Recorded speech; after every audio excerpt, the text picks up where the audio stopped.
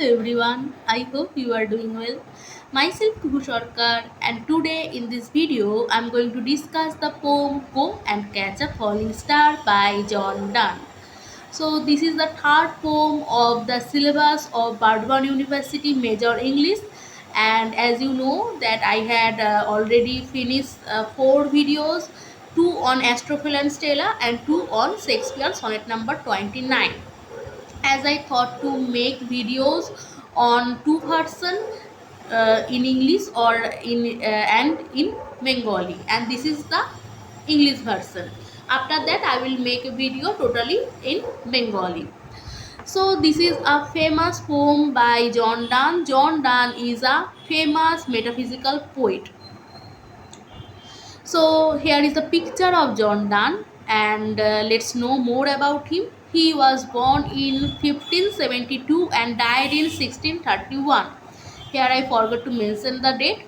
So John Donne was a famous English poet, cleric in the 17th century, known for his metaphysical poetry. So what is metaphysical poetry? Metaphysical poetry is something where the poets they go out from the traditional rule, they go out from the traditional way of writing poetry. They use their emotion and they combine their emotion with the wit. They combine their passion, their love with the scientific fact. As John Donne was a lawyer, he always used argument to prove his point. These poems are not that written in traditional way. In traditional way, you can see in the sonnets of Shakespeare and other Philip Sidney and other famous poets also, they wrote poetry and they try to praise their beloved. But these poets, they also try to impress their beloved, but in not in the regular way. They use scientific fact, they use totally different things, and they combined it into one thing, like John Donne's famous poem Valediction Forbidding Mourning. There he used compass. Compass, you know what is compass. So he used compass to show his love, to show that the one wing of compass is one lover and the another wings of compass is compared to another lover.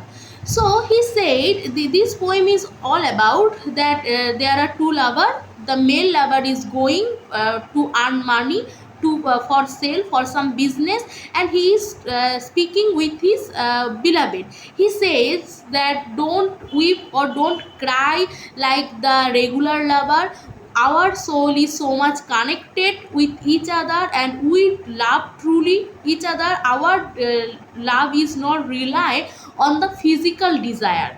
So we are the true lovers, so don't weep because I am very much connected with you. So to say these simple things, he is using the compass, he is using the scientific thing, he is used and he giving his argument that we are so much connected with the point. And if I one lover, I if you are stable, you are my beloved, if you are stable, like when we use compass, we one wings need to be stable so that the other wing can roam around. So if you are stable, I can roam around very peacefully, very smoothly, very comfortably, and I can come to you. So to show the simple things that you have to stable, you have to be calm, you have to be keep patient for me. Our love is so strong, our love is not like regular love. We don't love, our love is not only physical. So to show this thing, he is using the totally different thing of literature. He is using the scientific thing, he is using the compass, that our love is like compass, and our we two lovers are the two wings of the compass. So that this is I am giving you to show the to make you understand that what is metaphysical poetry is all about. So to show their love, he is using the scientific thing, he is using the scientific fact. So that's how these metaphysical poets, they always use the they always combine their wit with emotion. So John Donne is the greater metaphysical poet, and in his time he is not famous for poetry or for his writing. But after, when Samuel Johnson, he wrote biography about 52 poets, and he mentioned about these poets of John Donne and other metaphysical poets also. And after that, John Dryden, he used the metaphysical poetry, the term. And then modern poet T.S. Eliot, you know T.S. Eliot, he wrote The Wasteland. He recognized them very beautifully. He recognized them truly. He said that they are the most talented people because they have the talent to combine, to give the comparison between your emotion with the scientific fact. So they are the most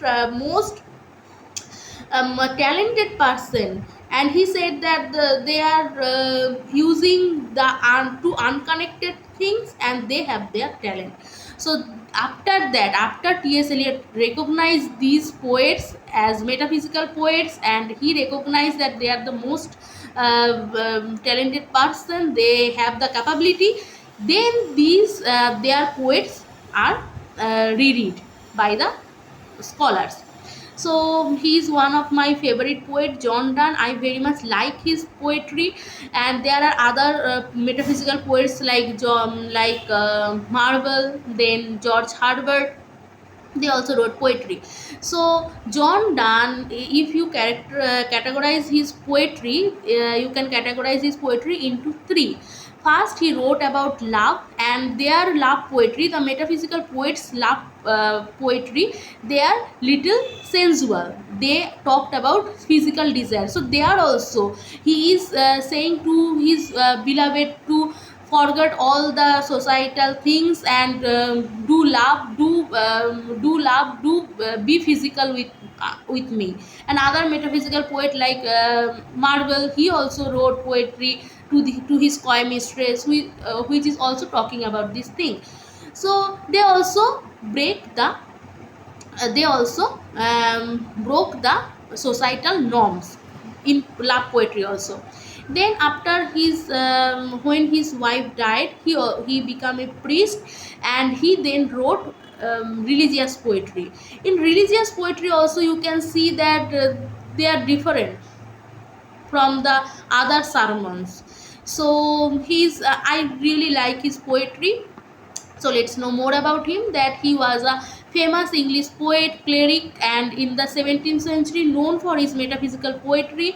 His work often explores complex ideas about love, religion, and death. And he also wrote about death. So I told you that you can categorize his poetry into three. First love, then religion, and he also wrote poetry about death using clever wordplay, paradox, and imagery.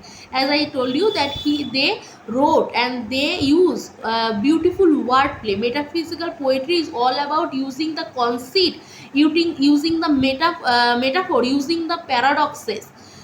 Dance poetry is characterized by its emotional intensity and intellectual depth. So some people, they say also that they are only showing in their time. They say that they are not writing poetry. They are writing poetry only to show up their intellectual. Intellect. They only want to show their intellect, but they have the intellect. So therefore they are showing it. T.S. Eliot proved it because he said that they use their emotion very gratefully, blending passion with deep philosophical thought. So they are blending passion. So in their time they are not famous because they use intellect and they wrote like that. But after that they became famous. So they use their passion with deep philosophical emotion, deep philosophical thought. Some of his well-known poems are The Flea. Flea is very beautiful poem. You can read it. A Valediction, Forbidding Morning, which I talked about. Then he also wrote holy sonnets. Maybe he wrote 57 sonnets or 18. I am confused. You can watch it, you can read it. Okay, then he also wrote sermons and was well known for his powerful engaging style. His work remains influential in English literature. Metaphysical poets were a group of 17th century English writers known for their use of complex imagery, intellectual arguments, and exploration of deep themes like love, religion, and existence. Their poetry is often characterized by the use of metaphors called conceits. So, when you write the answer for 10 marks question, you have to write that what is metaphysical poetry, what you mean by metaphysical poetry, what you mean by the term metaphysical poet. So, they use metaphor called conceits, which draw unusual comparison between different things. These poets combine emotion with wit and questioning the nature of reality, faith, and human relationship in a deeply reflective way. John Donne, George Herbert, Andrew Marvell, they are some of the well-known metaphysical poets. Their work stand out for its blend of cleverness and philosophical insight. So you can understand the way of poetry if you read other kind of metaphysical poetry poem like by John Donne, by Andrew Marvell, by George Herbert, you can understand. Okay, then you have to know about his wife and more. So he is sorry, she was also born in 1572 in city of Westminster, England, United Kingdom. Then she married John Donne in 1592. So their marriage is not agreed by her father. Therefore John Donne have to go into jail because because Anne-Moore's father disapproved their marriage, and John Donne eloped with her with his beloved. And they have 12 children, maybe 2 died and 10 children they have. So they have 5 sons and 7 daughters. She died in 15th August 1617. So you should know about and more little more, because to understand the poem you should know about and more. She was the wife of John Donne. Here is a picture of Anne Moore, and maybe this is a picture of their marriage because they married secretly. John Donne eloped with Anne Moore. Maybe this is the picture. I took it from Google. Okay, then go and catch a falling star. So before go into the poem, you should know the theme of the poem. What John Donne tried to say in this poem. John Donne said maybe he got some betrayal in his young age. Maybe it was for Anmore. Maybe in that time something happened. So I saw in YouTube and in Google also there are some captions that it is a poem of young bachelor boys.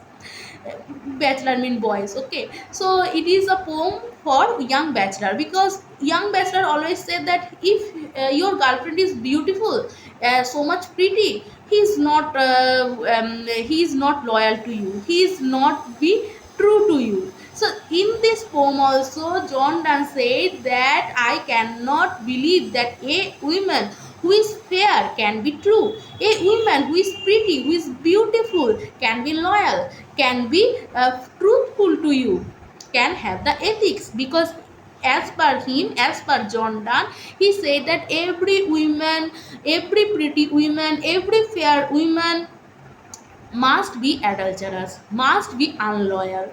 So I don't know why he wrote this poem, but it is all about that. You can see that these women, they are, you can understand from their expression that they are so much flatterous, right? So he said that true beauty, a beautiful pretty women cannot be true, cannot be loyal. So he tried to give 7 impossible things. He said that if these 7 impossible things can be true, there may be a woman who is true and fair. So he here try to give 7 impossible things. First is go and catch a falling star. So what is falling star? You know that we always there is a myth that if you wish to a falling star, your wish can be permit. If you make wish, if you pray to falling star, your wish can be true.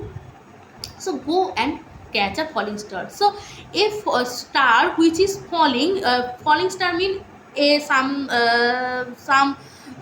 thing which is falling from the star, some particle which is falling from the star, which is coming through the sky. Can you catch it?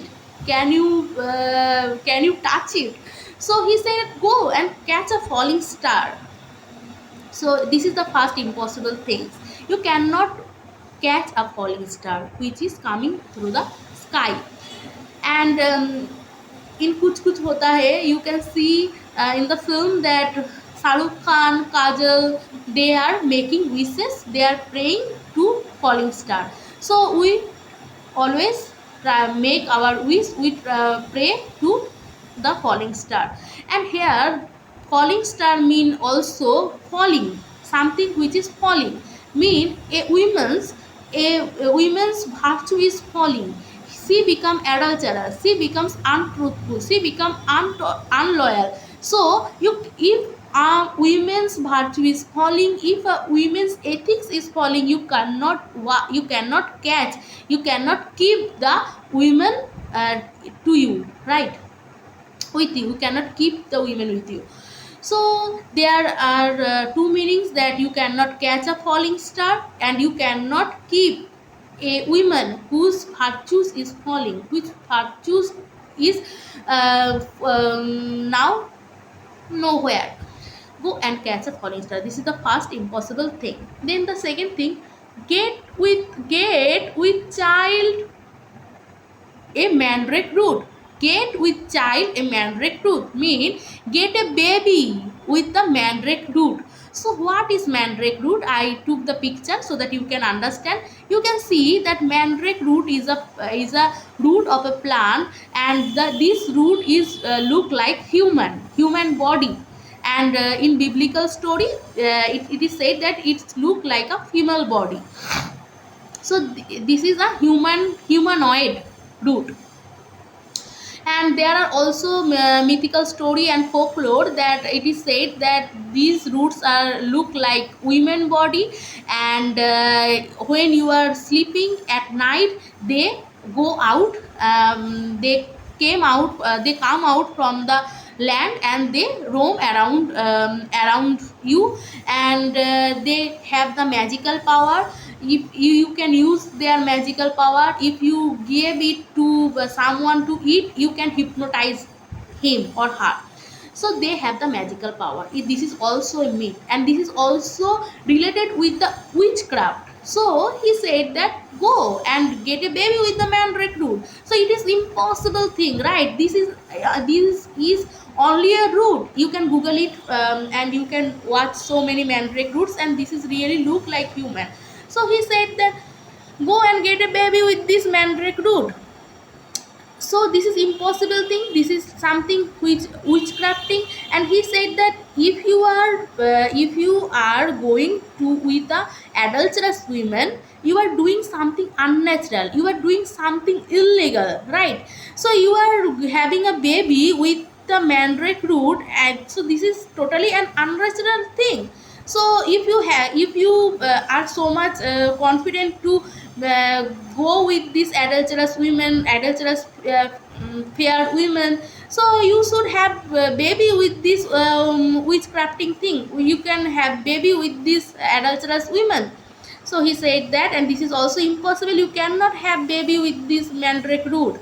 So this is the second impossible thing. Then tell me where all past years are. So always we said that we cannot go to our past. If we did something mistake, if we have good time, we became nostalgia, but we cannot go back to our past. So he said that, tell me where all past years gone. You should go to your past. If you can do so much impossible things, if you are saying that you can get a woman who is true and fair, who is beautiful and also truthful, loyal and pretty, you then you can do the impossible things. Then you can go to your past and see your past. Then, or this is the third thing. Then the fourth impossible thing, or who claimed the devil's food, mean who make the division between the devil's food. So you can watch from the picture, the devil food is separated, devil food is separated with two, and this is look like the goat's feet, right? So in our culture, we say that ghosts have feet which are backward, mean ghosts have backward feet. And in Christian culture, in Christian tradition, they say that they will have feet which are divided into two.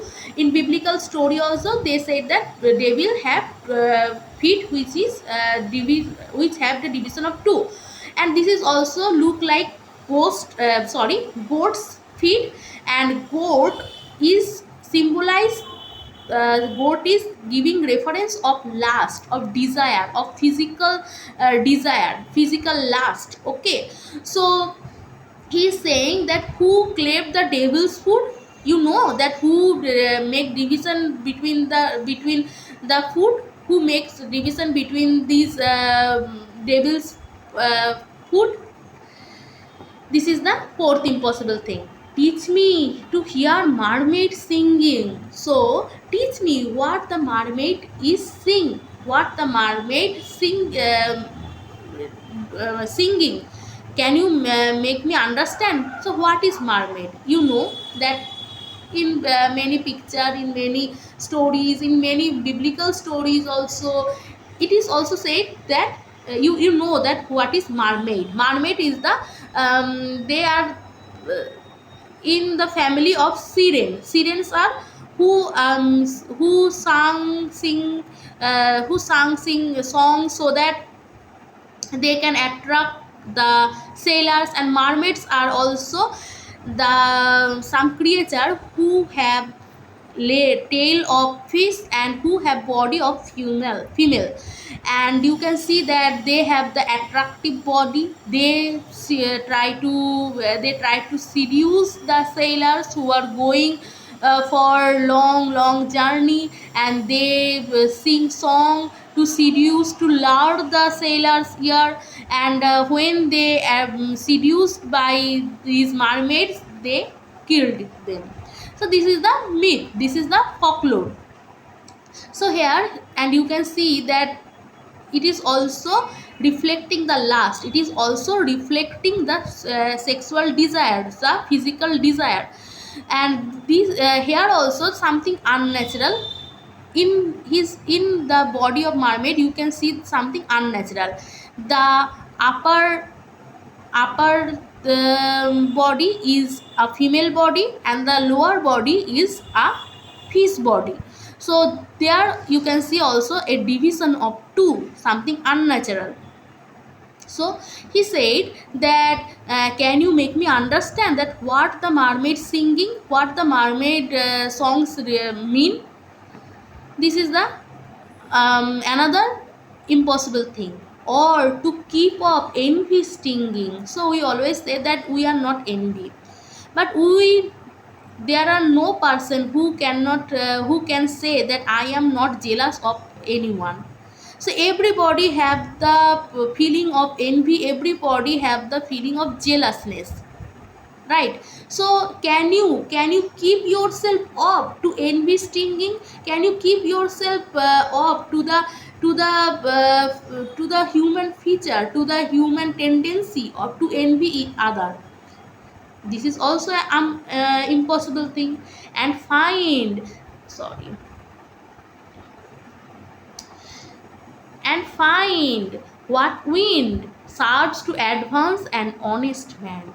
And you can find what wind serves to advance an honest man, which the last mean the seven impossible things. So he said that honest people are always someone who cannot get the advantage. So and find what wind serves to advance honest men. So honest people in the society, they never get the advancement. If you are dishonest, you get the advancement. You can up in your life, you can get so many advantage in your life. So in this poem, he is not only saying about the women only, but he is also giving satire to the whole society, that a honest man cannot get good things in his life, right? So he said that, and find what wind serves to advance an honest mind. If thou best born to strange sights, if thou best born to strange sight, mean if you are born to see these impossible things, if you have the talent, if you have the capability to see the impossible things in your life, things invisible to see, you can see the invisible thing in, you have the talent, you have the skill to see the invisible things, right? 10,000 days and nights. So you should go straight 10,000 days and nights till age snow white hair on thee, till you have hair which look like snow white, mean you became so much old, like the picture, you become so much old and your hair become snow white. Thou, when thou returns, so when you did you complete the 10,000 days and nights, and you return home, and you return to tell me all strange wonders and befell thee, what other or strangest thing you see in your journey, and swear nowhere lives a woman true and fair. So I am swearing you that nowhere you can see one woman true and fair. So maybe this is the picture of Anne Moore or John Donne, or maybe some lover. I get it from Google. Okay, so I can swear you could not find one woman who is pretty, who is beautiful, and also loyal.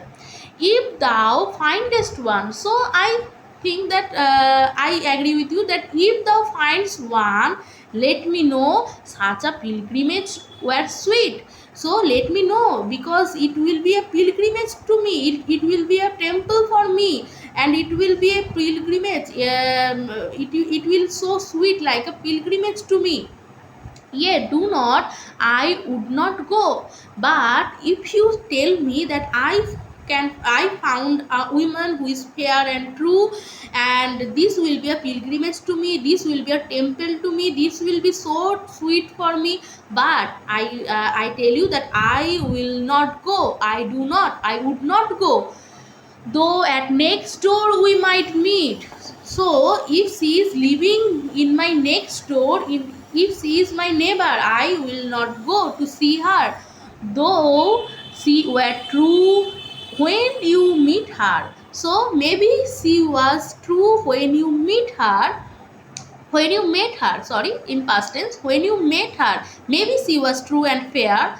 And last, till you write your letter, and when you are writing to me, or you come to me to tell me that I found a girl who is very much pretty and fair, very much fair and true, or you are giving the time to write the letter, and yet she will be false, are I come to 2 or 3. So he is saying that when you are writing me the letter, when you come to me to say the thing that you find a girl, then in that time she will be fall, she will be fall, means she will be having relationship with one or two or three. So when you come to me, when you writing letter to me to show your emotion, to see, to make me understand that you found a girl, that time she already sleeping with two or three. So this is the end of the poem, and you can see in the picture the his friend is writing letter to the poet, and that time she is become adulterous.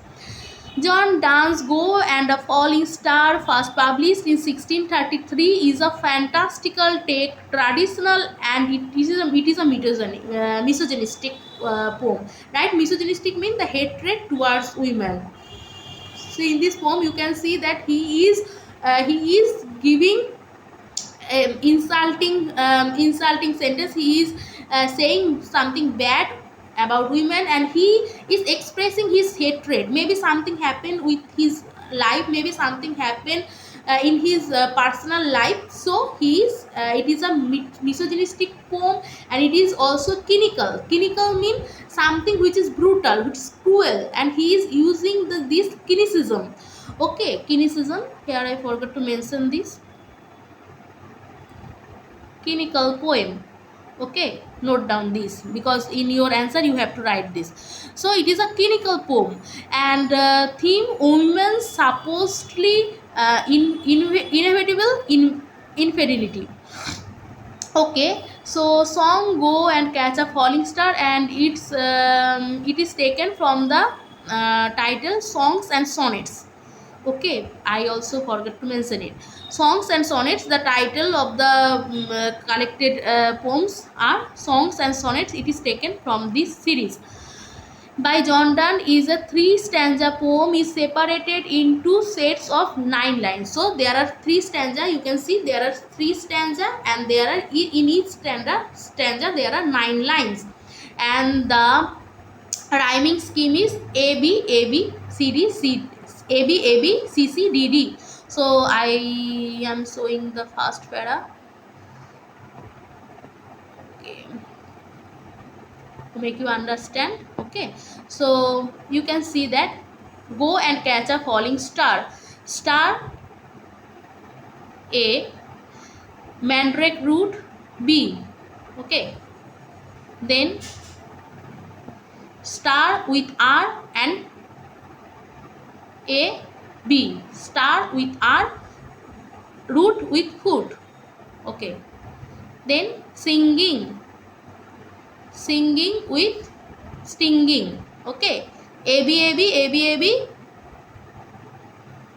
then C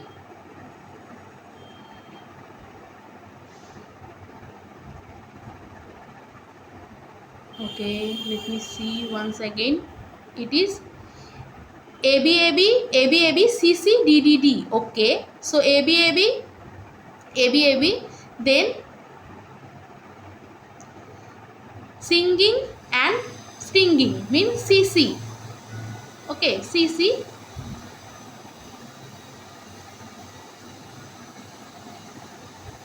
C C, then D, find, wind, mind, and another will be D. Okay, A B A B A B A B C C D D D D.